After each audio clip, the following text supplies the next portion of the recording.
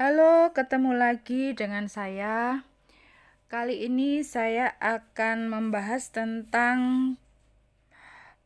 komponen di dalam bab 3 yang judulnya adalah metodologi penelitian.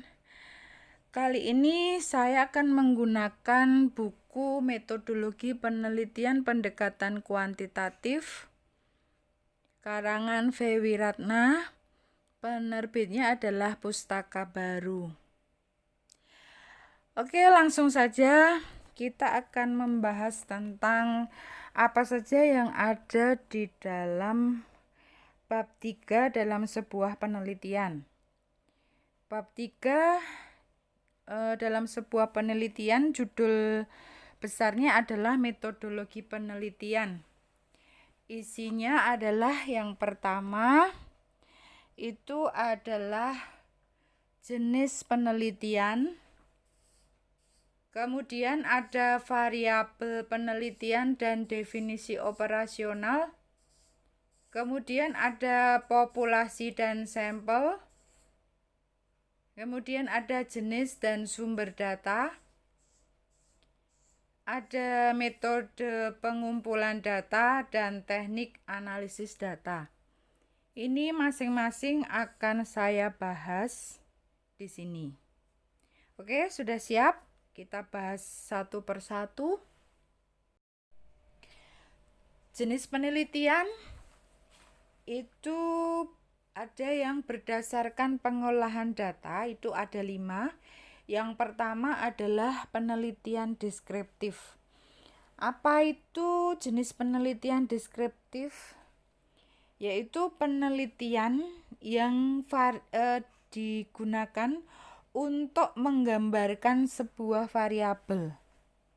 Contoh penelitian ini adalah studi deskriptif tentang persepsi mahasiswa, tentang perencanaan keuangan mahasiswa di PTS Surabaya. Jadi variabelnya adalah persepsi mahasiswa tentang perencanaan keuangan. Nah, kita membahas tentang gambaran persepsi mahasiswa dalam rangka merencanakan keuangan. Itu satu variabel, itu kita gambarkan, variabel persepsi mahasiswa tentang perencanaan keuangan. Kemudian ada jenis penelitian yang kedua adalah penelitian komparatif. Jenis penelitian ini diarahkan untuk mengetahui apakah dua variabel ada perbedaan. Jadi namanya komparatif itu perbandingan. Jadi perbandingan, kalau perbandingan itu seharusnya ada dua variabel yang dibandingkan. Contohnya itu adalah analisis perbedaan pengetahuan sebelum mendapatkan pelatihan keuangan dengan pengetahuan sesudah mendapatkan pelatihan. Nah, ini ada dua variabel sebelum dan sesudah. Nah, ini namanya jenis penelitian komparatif. Kemudian jenis yang ketiga adalah penelitian asosiatif. Ini bertujuan untuk mengetahui hubungan antar dua variabel atau lebih. Jadi di sini harus ada dua variabel juga yang dihubungkan. Contohnya adalah analisis hubungan kepuasan kerja terhadap prestasi kerja karya. Nah, ini ada dua variabel yang dihubungkan. Jadi variabel kepuasan kerja apakah berhubungan dengan prestasi kerja karyawan. Jadi apakah ada hubungan? Di sini masuk dalam jenis penelitian asosiatif. Kemudian jenis penelitian yang ketiga adalah penelitian berjenis pengaruh. Ini bertujuan untuk mengetahui pengaruh antar variabel. Ini juga dibutuhkan dua variabel. Contohnya apa? Contohnya adalah pengaruh pemahaman wajib pajak terhadap kepatuhan wajib pajak.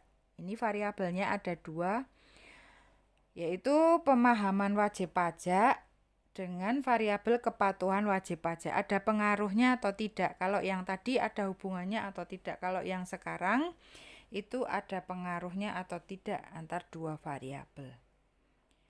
Kemudian yang ketiga adalah jenis penelitian struktural.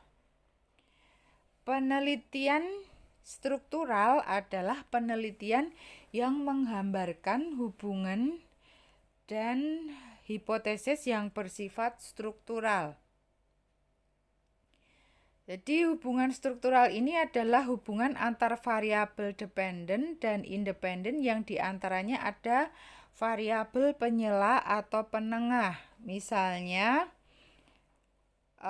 variabel intervening, kemudian ada variabel moderating.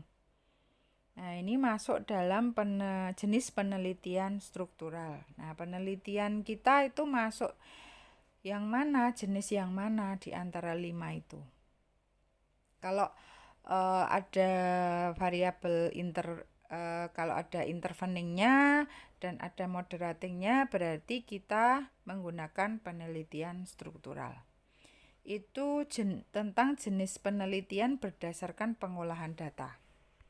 Kemudian komponen dalam metodologi penelitian yang kedua adalah variabel dan definisi operasional. Apa yang disebut variabel? Variabel adalah sesuatu yang ditetapkan oleh peneliti berdasarkan penelitian yang akan dilakukan atau suatu atribut objek yang berdiri dan dalam variabel tersebut terhadap data yang melengkapinya. Ini ada contoh judul penelitian, yaitu analisis pengaruh berat badan terhadap uang jajan mahasiswa Universitas Respati Yogyakarta. Kalau dilihat dari judulnya ini, kita bisa mendapatkan dua variabel, yaitu variabel berat badan dan variabel uang jajan bulanan. Ini pasti jenis datanya adalah jenis data sekunder. Nah, ini adalah contoh variabel yang di bawahnya ada data.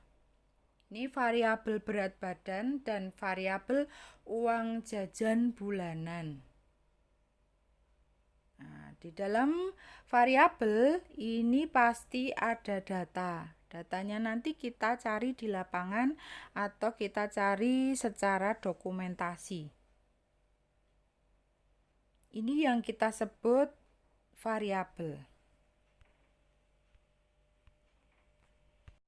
Masih di area variabel, jenis-jenis variabel Anda perlu mengenal. Ada beberapa jenis variabel. Yang pertama itu adalah variabel independen. Kita tahu ada istilah variabel independen dan dependen itu ada di dalam jenis penelitian pengaruh. Variabel independen itu merupakan variabel yang mempengaruhi atau yang menjadi sebab perubahan atau timbulnya variabel dependen. Kalau kita melihat gambar itu kan dari pembahasan yang terdahulu, ini ada contoh penelitian tentang iklim terhadap motivasi pembelian. Yang disebut variabel independen atau variabel bebas itu adalah disimbolkan dengan X ya, iklan. Variabel independen adalah variabel, kemudian ada variabel dependen. itu biasa disimbolkan dengan Y atau yang kita sebut dengan variabel tergantung. Kalau dalam persamaan regresi itu ada Y ada X ya. Y-nya itu adalah variabel dependen, merupakan variabel yang dipengaruhi atau akibat karena adanya variabel bebas. Kemudian jenis variabel yang ketiga adalah variabel moderating. Variabel moderating ini memperlemah atau memperkuat hubungan antara independen dan dependen. X dan Y, di tengah-tengahnya itu ada variabel moderating. Contohnya, ada variabel ibu dan ayah, di tengah-tengahnya anak. Nah, anak itu akan memperlemah atau memperkuat hubungan antara ibu dan ayah. Nah, terus ada lagi contoh, ada variabel ibu dan ayah, kemudian moderatingnya adalah pihak ketiga, itu akan memperlemah atau memperkuat hubungan antara ibu dan ayah. Itu yang kita sebut variabel moderating. Nah, variabelnya yang mana? Variabelnya ya kalau di situ ada anak, ada pihak ketiga, itu variabel moderating. Kemudian jenis selanjutnya adalah variabel intervening atau variabel antara. Kita langsung saja melihat gambarnya ya. Ini ada kepuasan kerja, ada intention to live, kemudian ada komitmen organisasi. Jadi intervening itu antara ya. Yang disebut antara di sini adalah komitmen organisasi. Jadi kepuasan kerja itu berpengaruh langsung dengan intention to live atau tidak. Apakah kepuasan kerja itu berpengaruh tidak langsung antara intention to live melalui komitmen organisasi? Tidak. Nah, ini komitmen organisasi kita sebut sebagai variabel antara atau intervening. Nah, selanjutnya ada variabel kontrol. Adalah merupakan variabel yang dikendalikan atau dibuat konstan sehingga pengaruh variabel independen terhadap dependen tidak dipengaruhi oleh faktor luar yang tidak diteliti. Contohnya, kita akan meliti tentang apakah ada perbedaan antara tenaga penjual yang lulus D3 atau S1. Maka harus ditetapkan variabel kontrolnya berupa gaji. Sudah dikontrol dengan gaji belum untuk tenaga penjualan itu? Seperti itu ya. Kemudian selain variabel itu ada definisi operasional. Apa yang disebut definisi operasional itu untuk memahami arti setiap variabel, kemudian bagaimana mengukur sebuah variabel. Contohnya kalau tadi adalah berat badan, pengukurannya dengan kilogram misalnya. Nah, di sini saya sudah membuat tabel untuk kalian yang penelitiannya menggunakan data sekunder. Itu ada dalam definisi operasional, isinya adalah nomor, nama variabel, kemudian definisi variabel, kemudian pengukuran. Nah, masing-masing di dalam definisi dan pengukuran ini itu merujuk ke sumber mana harus kita cantumkan. Untuk nama variabel itu kita jelaskan variabel Y-nya apa, variabel X-nya apa, kita jelaskan. Kemudian definisinya apa menurut sumber siapa, kemudian pengukurannya seperti apa. Ini contohnya ukuran perusahaan, itu adalah nilai jual perusahaan yang ada di saat itu. Ini sumbernya dari mana. Kemudian untuk mengukur ukuran perusahaan itu ada total aset atau total aktiva. Ini menurut Luminto. Nah, itu harus kita cantumkan bagaimana cara mengukurnya. Ini kalau definisi operasional kalian menggunakan data sekunder. Jadi kita buat tabel seperti itu. Nah, kalau data kita merupakan jenis data primer, ya, jadi kalau data primer ini harus mencantumkan sama ya tadi nomor, nama variabelnya apa, X1, Y-nya apa, X2-nya apa, kemudian definisi variabelnya apa menurut sumbernya siapa. Kemudian kita cantumkan indikator, ada skala pengukuran dan pengukuran skala. Indikator, kalau indikator itu kita dapat dari mana? Dari teori bisa juga dari penelitian terdahulu. Ini contohnya komitmen karyawan, indikatornya ada komitmen afektif, komitmen berkelanjutan, sama komitmen normatif. Nah, dari indikator ini kalau data primer itu kita mengambil datanya kan dengan menggunakan kuesioner. Jadi kita membuat pertanyaan-pertanyaan ya. Jadi ketika kita membuat pertanyaan itu ketika ada indikatornya itu kita akan lebih mudah untuk membuat pertanyaan.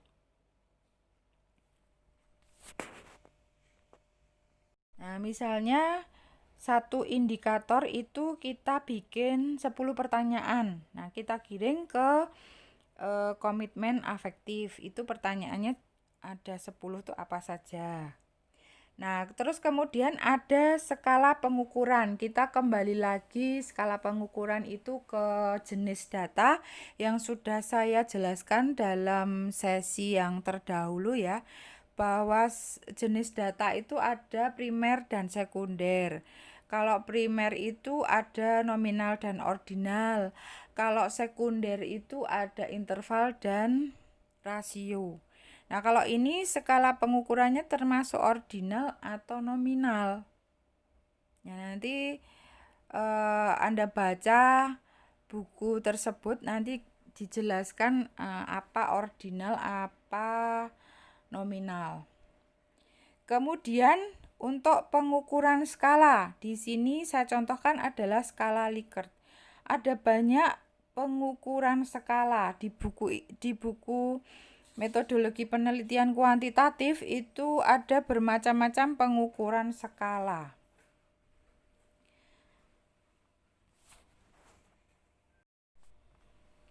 Pengukuran skala itu seperti ketika kita membuat kuesioner itu ada jawabannya. Nah, jawabannya itu kita sebut sebagai pengukuran skala. Misalnya kita akan membuat pertanyaan dengan jawaban 5, sangat setuju, setuju, netral, tidak setuju, sangat tidak setuju. Itu kita berarti menggunakan pengukuran skala Likert. Ada yang jawaban dalam kuesioner itu ya dan tidak. Nah, itu ada bermacam-macam, nanti dibuka saja bukunya. Itu khusus untuk pengukuran skala ada. Jadi sampai di sini dulu materi untuk metodologi penelitian. Nanti ada kelanjutannya setelah ini di sesi berikutnya. Ikuti terus ya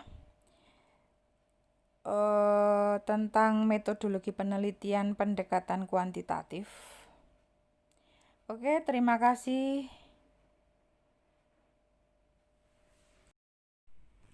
Untuk menambah semangat belajar kalian, saya beri pantun ya. Ngejar brownies sampai ke Prancis. Selamat belajar ya bro dan sis. Pacar baruku namanya Nabil. Belajar dulu baru main pap mobil. Ikan hiu punya sungut. Hayo tetap cemungut. Semangat ya.